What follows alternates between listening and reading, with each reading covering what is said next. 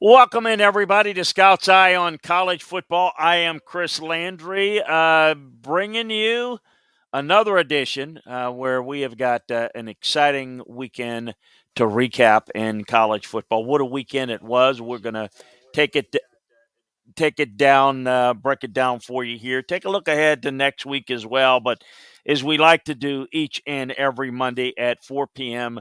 Central Time, get on Scout's Eye on College Football, and we'll break down the world of college football for you. Certainly, what happened during the course of the weekend. Big weekend, big win again for Arkansas. Clemson and the ACC struggling big time. Big win for Georgia. Alabama rebounds. Oklahoma continues to struggle, but gets it done. We're going to take it through conference by conference. We're going to get you up to date on everything going on around college football. Bring your questions, your thoughts, your comments, whatever, over to twitch.tv/Chris Landry Football. That'll get you involved as we do the show live, to get you involved in the show so that you can have a good feel for what we're doing, and then obviously get your interaction to what we're doing live as it happens. So it's the only way to get your question answers here live. So appreciate it. Reminder that if you're catching this show in podcast form, you can watch us live on twitch.tv/Chris Landry Football, or very simply go to LandryFootball.com and click on follow Chris on Twitch, and that'll get you all the latest updated information on all the world of college football. But also there you'll see follow Chris on Twitch. Just click there, and that'll get you right here to the Twitch channel. If you're watching us live, we encourage you to find the Scout's Eye on College Football on the Landry Football Podcast channel. So we appreciate you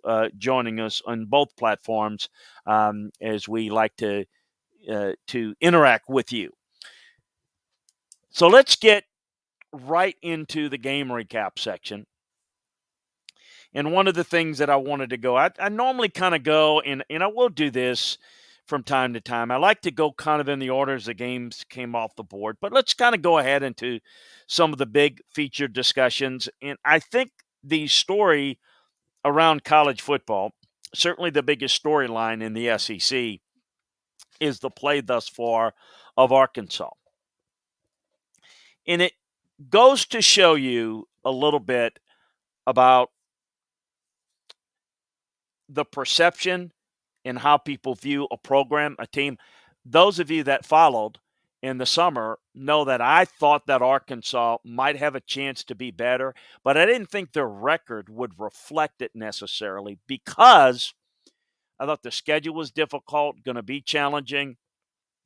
They're better already than what I thought. No question that they've been extremely impressive. Now, I will say this, and it is not to start off with the negative, but they've got Georgia, Ole Miss coming up, and that's going to be really tough sledding. And then you get into, Alabama on the 20th. I think that there's issues. I'm going to check something here.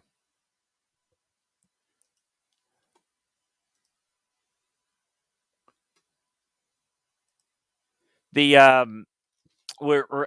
don't know if there's any issues going forward. I don't know. Sound is fine on my end, so I hope. Let me know if you're having trouble with it. Everything checks out on our end. But as we take a look at the Arkansas performance, let's talk about how good they are. But I want to take a moment to discuss how I think sometimes people can get an overreaction to what this means and what this means going forward. For example, let's take A&M. Everyone in Aggieland is apoplectic. Why? Because based upon their finish last year, we expect to be a playoff team. Well, Jimbo's not earning his money. Well, this team's not very good. Those are things that are expectations that maybe are a little bit wrong. Maybe they're out of whack. There was an expectation level that was different for Arkansas for the second year in a row. Now there's going to be an expectation level that if they lose the next two, people are going to say, "Oh, well, they were overrated." No, I think they are what they are, and I think they're a team that's playing with a lot of confidence. They're a very good team, but I also think that you're looking at an A&M team, for example, that's not as good as a lot of people thought they might be. They are young at quarterback. They're not very good on the offensive line at this point. Therefore, there's huge disappointment in College Station and with the Texas A&M program. Should there be? Well, it's fine to be disappointed. It's fine to have expectations, but the reality is they're not as good as they thought they would be. And Arkansas is better than most thought. So the thing that jumps out to me is the fact that this Arkansas team's playing with a lot of confidence. They're running the football well. They're once again playing good defense. They've got a veteran-laden team. And quite frankly, they've adjusted to what they're trying to do schematically a little better than A&M has. KJ Jefferson played tough, injured. He made plays with his legs. I thought he threw the football well, made big plays early. They ran the ball right at A&M. The defense had a really good game 4 weeks in a row now. This is elite defensive effort. Really good. They do all the things well. They play really good in zone coverage. Good 3, 4, 5-man pressures. This is a well-coached, a physical football team that's playing with a lot of confidence. A&M, on the other hand, is a team that's trying to find their way. Offensive line issues. The quarterback's not playing poorly, but there are times where he's holding the ball a little too long. The receivers are not getting open quick enough. The offensive line's not good enough, and all those things kind of combine to cause some problems. The defense has played pretty well for the most part, but they haven't been challenged. They were challenged this week, and I thought they played pretty well for the most part until they couldn't hold on. They couldn't quite get it done. And so I think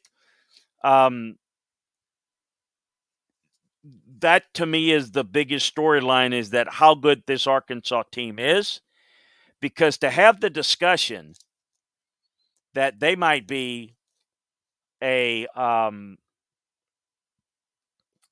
9-3 team, an 8-4 team, is really impressive. In fact, at this point, if they're 8-4, they'd probably be hugely disappointment. I don't see them beating Georgia. I don't see them beating Ole Miss, although they match up pretty well against Ole Miss last year. I don't see them beating Alabama. So you've got, 9-3 would be not a good season, not a really good. It would be a great season for a team that I thought would probably be more like a 7-5 team. So I think let's get excited. Let's be respectful of Arkansas, but again, let's not overreact like A&M is going to the playoffs last year based upon how they finished off last year. One thing I notice, and I do a lot of radio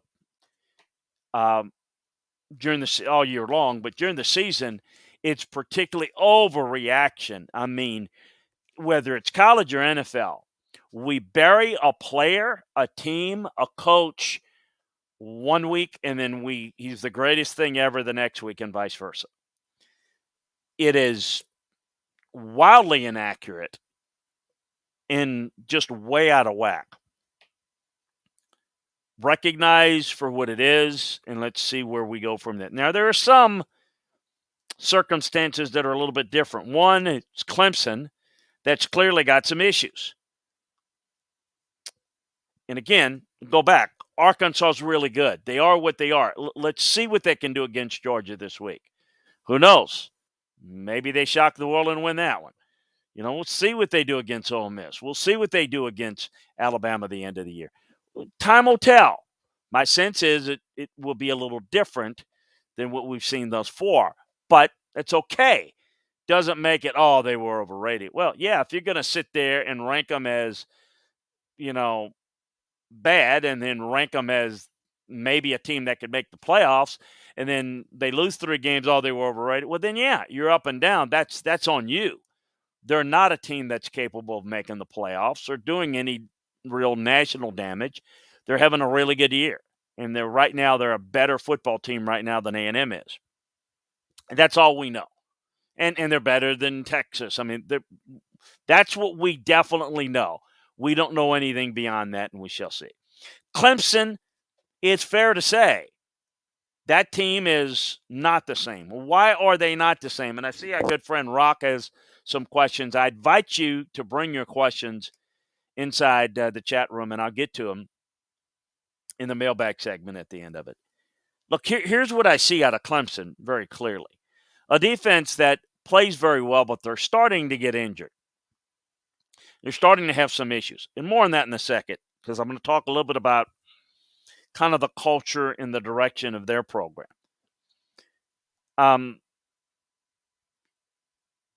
This offense has been rooted not 2 years with problems in the offensive line. It's a bigger issue now. Without a quarterback that can make plays for them, they're not playing with a lot of confidence. And therefore, there's a couple of things they miss. They miss Travis Etienne, they miss Trevor Lawrence. Those were playmakers that bailed them out of problems.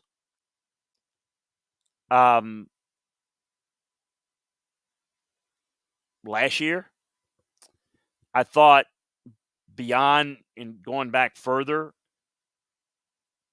I thought Jeff Scott was a big part of how they called plays, how they designed things. I think they miss him a great deal. I don't think there's any question about that. I think those things are affecting this team. I think that they don't have any real answers from a protection standpoint. They're not coming off the ball. I think with the quarterback not being confident, there's not enough playmakers that are getting open, making plays, and not enough time for plays to develop. And so they don't have any answers on offense. I mentioned in Landry football, when we broke down the game, I thought the NC State game, Clemson game, would be a low-scoring game. Points would be at a premium, and they were. Clemson wasn't a real threat. That's a real issue. I don't know how many more losses they're going to have. I just said that I feel like there are going to be games that they're going to be challenged. In a league that's not right, I think BC will challenge them this week. I don't know what their final record's going to be. But I can tell you, and I put it in my notebook today in my weekly recap, that I think the ACC's out of it. I don't think the ACC has a team that's going to be in the national playoffs. Certainly, Clemson is out. I don't think NC State. I don't think BC.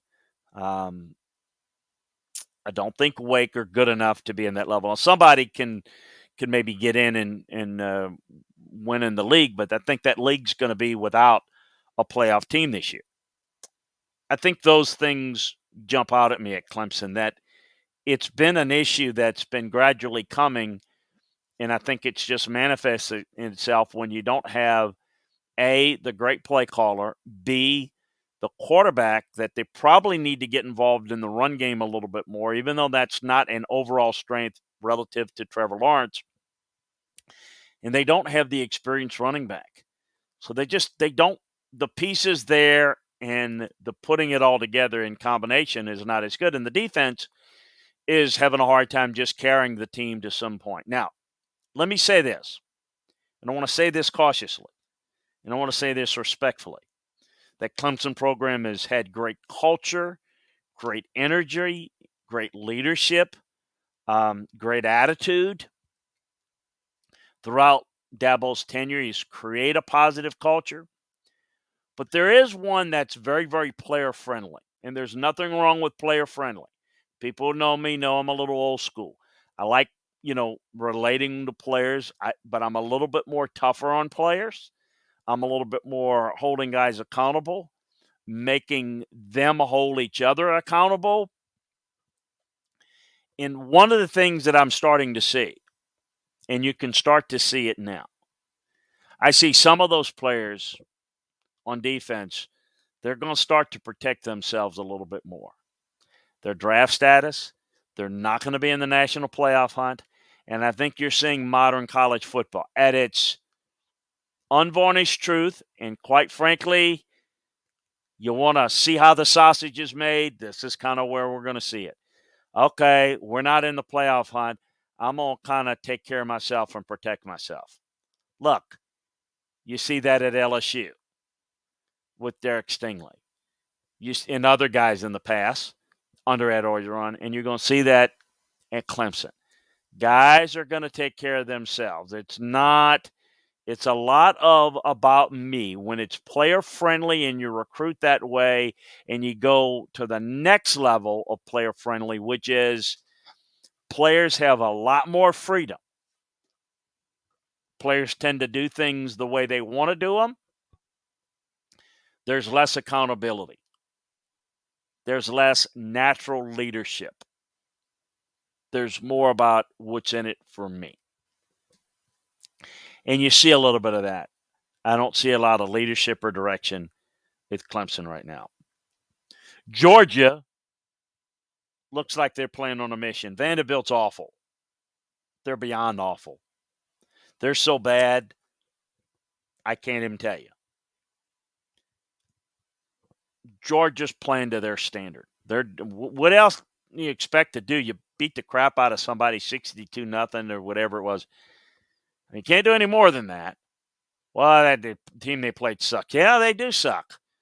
You know what? You can't say they played with a lack of focus or a lack of energy. They came out and creamed them. Maybe the fact that Vanderbilt quit last year and didn't want to play the game,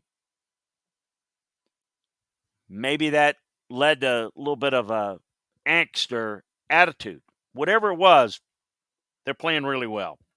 I think this is going to be, believe it or not, never would have said this. Remember all summer I was talking about how great that potential Clemson-Georgia game would be. And it was a competitive game. I think we now know that game was a little fool's gold. Not as good as I thought it would be. That truly, this is going to be Georgia's best test to this point in the season, and that's Arkansas.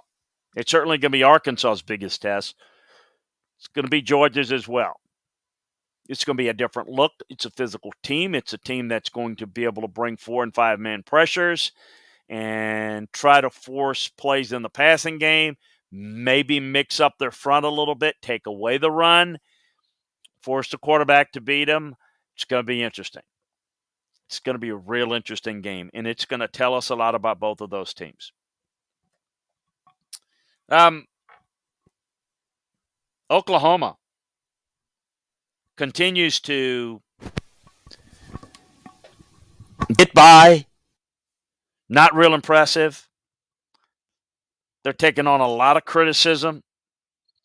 Their fan base is used to 60-point games. It's not what they do right now. It's not who they are. It's not what they do.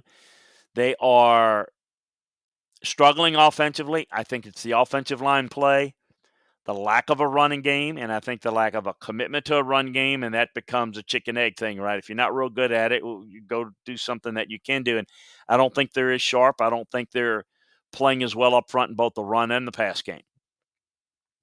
So I think there's a real issue going on there. I think the defense is hanging in there and keeping them in pretty good stead. But I don't look at them right now as a team that looks really good as it relates to an elite level playoff team. I think they fall below that. But there's time and there's work to be done, and I'm curious to see where they go. I thought Notre Dame, Wisconsin was a real intriguing game. I did not expect much out of Wisconsin offensively. I thought Notre Dame's offense would have issues, and they did. And I'm most intrigued by Notre Dame and Cincinnati this week. I don't know that I've seen a game, though, that has flipped on its axis the way that Notre Dame Wisconsin game did. I mean, it was a 13 to 10 type game. That's what it was. That's what it looked. That's what it felt like. And then yet, it just kind of blew up into something that if you're not watching it, you're thinking, man, that was a Notre Dame put a beat down on them. Well, in the end, they did. And so let's get into it. I look at Notre Dame and I see a team that's going to maybe have some problems offensively against Cincinnati this week. I'm curious to see where this will go and how this will play out. I do think that for 3 quarters, Wisconsin had the lead in the third quarter. Cohen did not play well at all. Obviously, Drew Pine was the story of the game. I thought Cohen struggled in the pocket. And I'm curious to see how this Notre Dame team up front's going to play. Whether they go with Drew Pine, which I kind of think they will. I don't know. But I think they will. And how that's going to play out. From Wisconsin's standpoint, look, this is 7-game losing streak versus ranked teams. I thought the defense played well. I thought the defense confused Notre Dame's protections, their blocking schemes overall. But the difference with this Wisconsin team is that we just assume. And never assume, because somebody's really good at something, don't assume that they're going to be good at it all the time. You think Wisconsin always is going to have a running game, a good offensive line, a good running game. They don't have it this year. Thus far, they don't have it. If you take Wisconsin and you take them without a really good running game, what are they? First of all, they're a good defense. As good as their and consistent as their defenses have been, it's probably one of the better ones. It really is. But you've got to augment that with their typical run game play action. If you can't win at the line of scrimmage and you're a line of scrimmage team, what do you have to go to? You don't have a go-to element. A lot's put on a quarterback that, okay, go out and make a play. Look, this is not an offense that's built that way. And I do think, and I was asked this last week, that I think Graham Mertz in a better pass offense scheme could be developed better and be more productive, but I also think he has limitations too. The 5 turnovers, result of him, it's a result of some protections, it's involves of route issues. They got a lot of problems. This is not a well-conceived, well-orchestrated passing game. And without a running game, what do they have to hang their hat on offense? Nothing, really. The defense gave up a few explosive plays, like it did to Penn State. But my goodness, you've got to, those are not good. Those are not acceptable. But you've got to help that out to some degree. I think you put your defense on the field over and over again, bad things are going to happen. They're turning the football over. So not only is Wisconsin not able to run it, so now you've got the passing game. That's not what they do very well. They're turning the football over. So you take the defense, good performance, and you just cut it off at the knees. I'm going to say this just in general, and this is not something that Paul Chryst believes in, so I'm not saying he's going to do this, and who am I to say what he should or shouldn't do? I'm going to give my advice, which is what I do for a living in the football world. And while I won't go into that much detail now, I will say that one thing that I think Wisconsin can do, I think that they will go back to being a good offensive line. Maybe it won't be this year, but I think they can be a good inside zone, outside zone, power run team. But if they're going to be a team, and clearly they're trying to work the passing game, in order for them to become a really good team, you've got to have another dimension to the offense. Got to be better at throwing the football.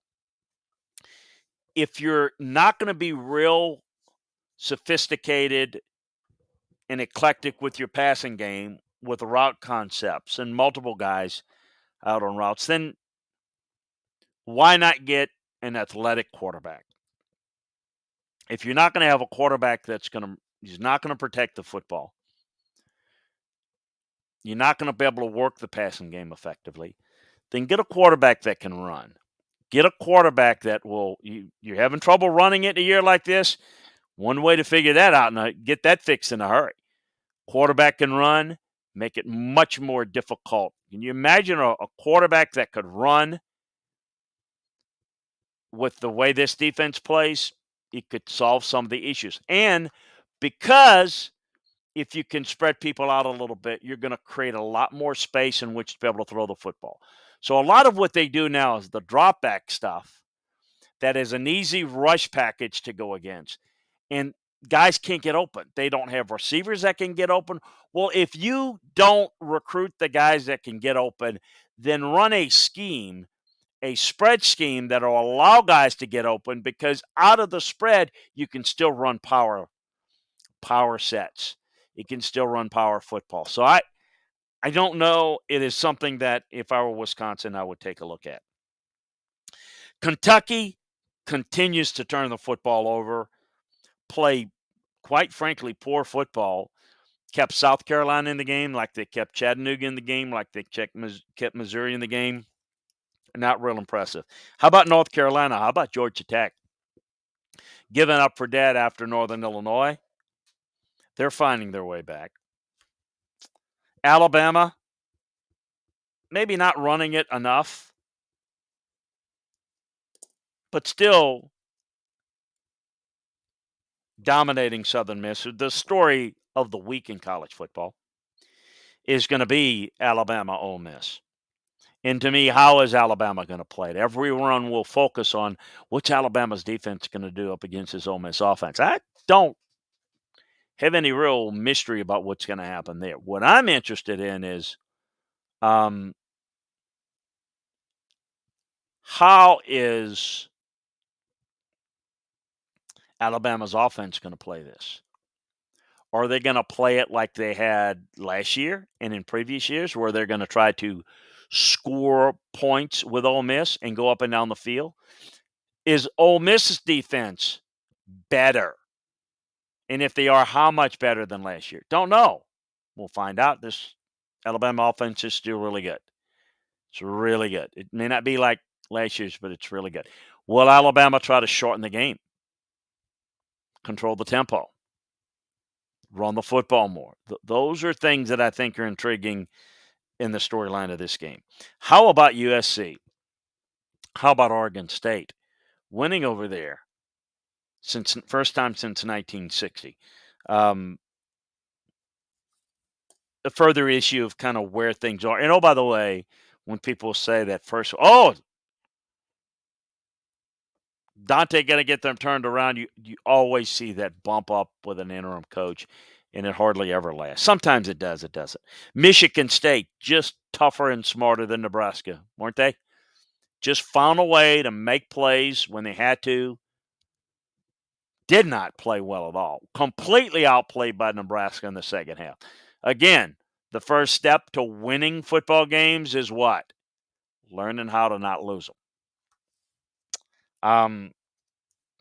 Florida took care of business against Tennessee. This Tennessee defense still doesn't have many answers, and they weren't able to keep points and score enough against this Florida defense. Not enough players there. Michigan really couldn't do anything in the passing game in the second half. That game was a little closer, and actually, um, Rutgers with a real chance there. The defense bailed out Michigan in the second half. The offense was good in the first half, but they struggled. Missed some throws, and that's where I have concerns. And we're going to get into, I think, one of the breakdowns this week that I'm going to have. I know Arkansas, Georgia, Ole Miss, Alabama. Um, I'm going to do those breakdowns. I'm going to obviously do all the breakdowns as I do every week within the conference. But those Ole Miss, Alabama, Arkansas, Georgia, I'm leaning Michigan, Wisconsin for another one of those breakdowns. And probably Cincinnati, Notre Dame is the four feature ones, although they all will be broken down. But I'm curious to see who can get something out of the passing game. Michigan definitely looks better than Wisconsin. But there's not a whole lot that separates these teams. Michigan's not throwing the football well. This game's going to be maybe a little bit different than people might see it. Baylor got the big, impressive win against Iowa State. Great game by Dave Aranda and his staff. But it also was something to learn about. If you're a program like Iowa State, expectations this year, really good team, a lot of players coming back. It's different when you're expected to be good.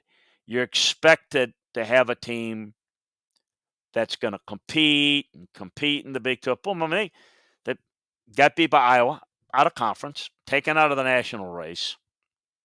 Some people were looking at them as a dark horse playoff team. Already a loss in the Big 12. You haven't even gotten to the meat of their schedule. Handling that role is different than the underdog role, and it just shows you how fragile teams can be and circumstances can be. Missouri still can't play any defense. Can't play a lick. Great win by Jeff Hafley in BC. Good offensive line, but they're finding ways to make plays. For Djokovic, it's a really good passing team with good receivers, but they are running the football well, and they played better situational defense. They don't have the talent on defense to match up either, but I thought they were the smarter team, the better team, and I thought Elijah Drinkwitz put his foot in his mouth this week. LSU Mississippi State just tells us about where Mississippi State is. Not, the basic fundamentals of football just goes by Mike Leach. It's just not a really impressive look every time I watch them play. Their concepts are so broad. It is tough to grasp from a player standpoint. It's very easy to diagnose what they're doing defensively, but tough for their players to grasp. That's the worst thing you want. Look, I still look at LSU with run game problems, offensive line problems. I don't know. This game against Auburn is going to tell us, again, as I said last week, where the bottom of the SEC West is. I just think LSU, for those that are just thinking that LSU's figured some things out, let me remind you, they got Auburn this week. I think that's winnable. They've got, in no particular order, they've got Florida, Alabama, Arkansas, A&M, Kentucky. Who am I forgetting? I think they had 5 teams that they've got left. They've got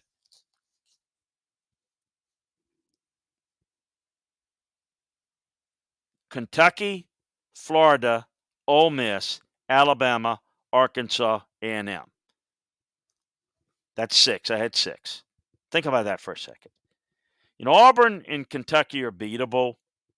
Florida's going to be awfully tough. I don't see that happening.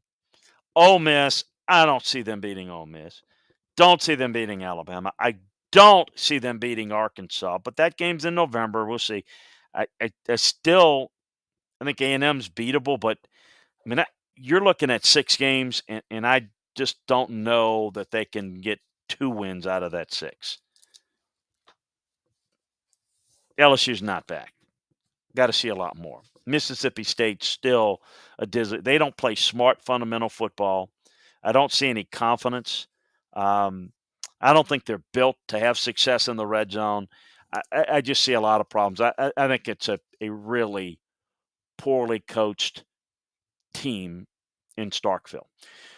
Players of the week, I would say that Treylon Burks of Arkansas led the way. Bryce Young was outstanding. Defensive players, how about Jacob Pozuznik of Michigan State? What a performance. He was unblockable. Nebraska couldn't handle him. How about Charlie Thomas of Georgia Tech? What a big performance. Recovered a fumble, made some big-time plays. Attaboys to Dave Doran and NC State, getting the overtime win. Devin Lurie played well there. I thought game plans that were very good. Kendall Browse of Arkansas was very good. Barry Odom's scheme was very good. Those 2 quarters, Marcus Freeman. And I tell you that things are going to start getting a little bit better in Notre Dame defensively once they get a grasp of Marcus's system. Look, I don't know. We can overreact. Texas is not a bad team at all. That's a really good team. You come back, pound teams. I got to tell you, we're going to find out in a week we've got Oklahoma, Texas next week. That is, to me, a game that's going to be more interesting than people might think. I thought Xavier Worthy, the freshman, was outstanding. Josh McCrary of Illinois, the running back, was really good. Maryland, they get Iowa. Let's see what they – Tulia is playing well, but it's the offensive line that's been very, very impressive. I think Nate Noel from Appalachian State's really, really good. I thought the running back from SMU, Ulysses Bentley, was outstanding. Bijan Robinson was good. DeJohn Lindsay, the receiver from Oregon State, had an outstanding week. Danny Gray of SMU, the receiver. How about Sean Dykes of Memphis, the tight end's really good. We talked about the offensive line at BC, the guards, Zion Johnson and Christian Mahogany were really outstanding. I thought Luke Fortner played well at center for Kentucky. I thought Spencer Anderson did a really good job at Maryland. Folks, the best player in college football that you've probably never heard about or won't hear about that's playing that because he's on the offensive line, you're going to hear about big playmakers. The left tackle from Central Michigan, Bernard Rahman. He is, to me, a next-level player. He is outstanding. He's really, really good. I mentioned Pozuznik of Michigan State. Thought Trey Williams played very well for Arkansas. Devin Lloyd for Utah, and tragic situation there, obviously, with the loss of the teammate. Jack Campbell, Iowa, was really good. Tell you, Oklahoma State's playing pretty good ball. Jarek Bernard-Converse played well. I thought Jordan Anderson did a really good job at Bowling Green. And what was that, Minnesota? Even though they played sloppy football, Oregon's Bennett Williams did a really good job. How about Chris Tyree, the kickoff return? That was huge in that game against Wisconsin. So those are some thoughts there. The defense of Arkansas also deserves just special mention. They play that 3-2-6. It's now what Barry Odom does. He plays 3 high safeties and a 3-man front. He drops 8 into zone coverage to minimize the passing lanes. It's a really good scheme. It's a vision scheme. It's very instinctive. They've got experienced playmakers. People say, well, how could they do it? They built that program. It doesn't mean it's going to be this good every time against every type of opponent and every year. They are senior laden. They've added some key guys in the transfer portal, and they did a really good job against Hudson Card. They did a really good job this past week, and that's going to be something that's very, very interesting to watch going forward. So trying to think anything else. Fresno State's got Hawaii this week. I got to tell you, Jake Hayner And I know you may not get a chance to watch him on the East Coast or whatever. He's a really good quarterback. Get a chance to watch him. He is really, really good. All right, some games this week that I'm looking out for. Obviously, Ole Miss, Alabama, Arkansas, Georgia. We've mentioned Michigan, Wisconsin, Cincinnati, Notre Dame, Oklahoma, Kansas State. This is a tough Kansas State team. Plays physical.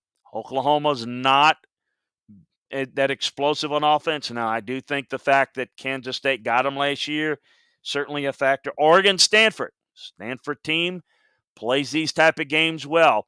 Oregon, I think, may have been looking a little bit ahead. Arizona's really bad. That game was still in doubt, even though I never thought Oregon was going to lose it. That game was in reach for Arizona. And when I'm telling you Arizona's bad, they're like Vanderbilt bad. They're like Kansas bad. There's bad, there's really bad, and then there's like Arizona, Kansas, and Vanderbilt bad. They're bad. Okay? Bad, as in bad. I think Oregon was looking ahead, but it concerns me there. Florida, Kentucky. Kentucky can't turn the football over. You're going to get embarrassed in this game. I just don't know. And it's 3 weeks in a row now. They've got to clean things up. Yeah, they've got playmaking ability. But what makes them really good is protecting the football. Kentucky's kind of like, what we've talked about with Wisconsin. Auburn. TJ Finley going to start at LSU. Bo Nix going to start and TJ coming in. We're going to get into that. Got SEC football and beyond coming in the top of the hour. Cornell Williams was fired, the receiver coach. Quick backstory on that. People say, that's a scapegoat. That's a look, when Brian Larson came in, he was encouraged to keep Williams, Auburn guy, recruiter. I don't know. I know he wanted his guy. He wanted somebody different at the running back position. That's where Williams probably should have been. They are not well coached at receiver. They're not overly talented, but you heard me describe what happened in that Penn State game. They have got lots of route running errors and a lot of mental errors at the receiver position. That position's not being coached well. Brian said, "To hell with this. I'm going to put." That's a guy that's a well coached football team, and when he's got a guy that's not getting it done, that's it. That's over. It's done. Now, I don't know what it's going to affect them on the recruiting trail. That's a different story. That's the backstory there. Arizona State UCLA is intriguing. Fresno, Hawaii. BC Clemson. Could Clemson go down again? No, they could. Interesting things there. All right, let's get into the mailbag segment.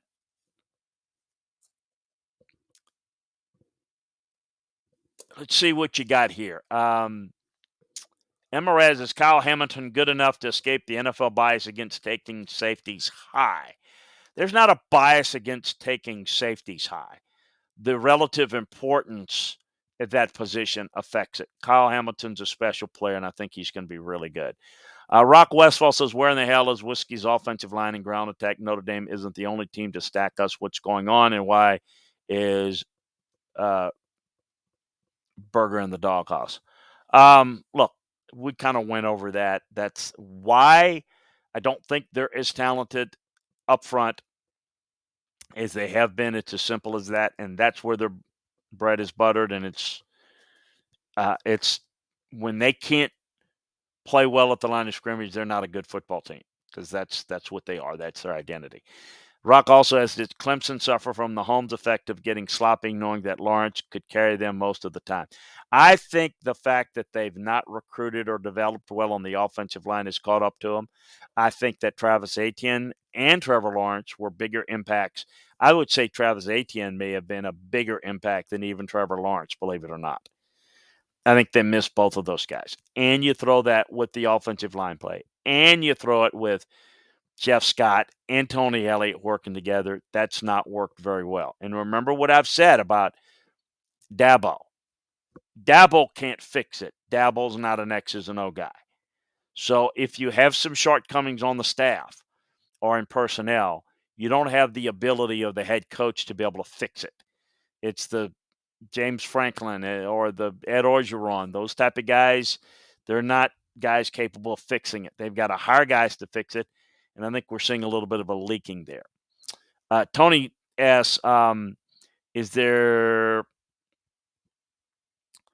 anything at all to take from Ohio State's win over Akron, or is it just an inferior opponent? Look, I think some of the things that jumped out at me about Ohio State, yeah, it's no question it's an inferior opponent. But what I can take out of it is I thought that the backup, the quarterback play was solid, and without C.J. Stroud, I thought it was a good run game. We knew it was going to be McCord Miller, and they did a nice job. Stroud's still the guy. Look, they had 9 sacks, 12 tackles for losses. Yes, that has a lot to do with who they played, but I thought there were a lot more sound. And look, I think your other question, what are your thoughts on Pope quitting during the game? Well, it tells me right there some of the problems that they're having and some of the issues they've got to clean up in their locker room. It's something you think they would have probably figured out to this point, but sometimes you don't. And so there we go. I think this Ohio State team is still really talented. I don't know that they're playing well enough to win as much as we thought they were going to win. But if you look at it, they've got Rutgers this week. Maryland will be a challenge, then a bye week, then Indiana, and then they go end of October. They've got Penn State, Nebraska, then Michigan State, Michigan. I still think their chances are pretty good that they run the table. I don't see, when I see the troubles at Ohio State and I see the troubles at Clemson, I don't see the same troubles. I don't see the same issues. I see an Ohio State team that can fix certain things a little bit better. Whereas I don't see that being the case with Clemson.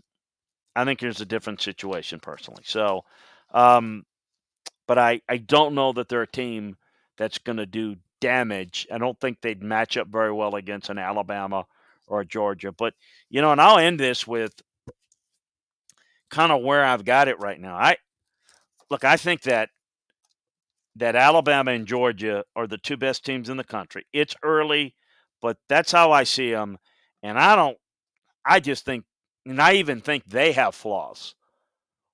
But I think there's a lot of flaws with the Oregons and the Oklahomas and the Iowas and I think you've got a lot of teams that just look pretty good, but don't look anything close to being what I would call special at all. I just think there are a lot of flawed teams, so it's going to be interesting to see how it develops. Penn State, Florida, Arkansas, I think they all have good qualities that I like, that I'm impressed with, but I'm not going to jump on the table and say, boy, look out. It's early. We're heading into week 5, and this season is moving along. There's no doubt about that. But I also will say that I think that there's a lot of room for growth, necessary growth by a lot of teams, a lot of programs. So we're going to have to see how it plays out. Hey, I appreciate you joining us top of the hour. Dan Matthews and I, SEC football and beyond. We're going to break it down, go team by team, game by game, take you inside the film room. A reminder that tomorrow we'll be bringing you Big Ten football and beyond at noon Central, ACC football and beyond at 1 Central, and Scouts Island Pro football at 4 p.m. Central. Hey, Tony, by the way, I think you're a Ohio State fan. I thought I remembered you saying you also are an Arkansas fan.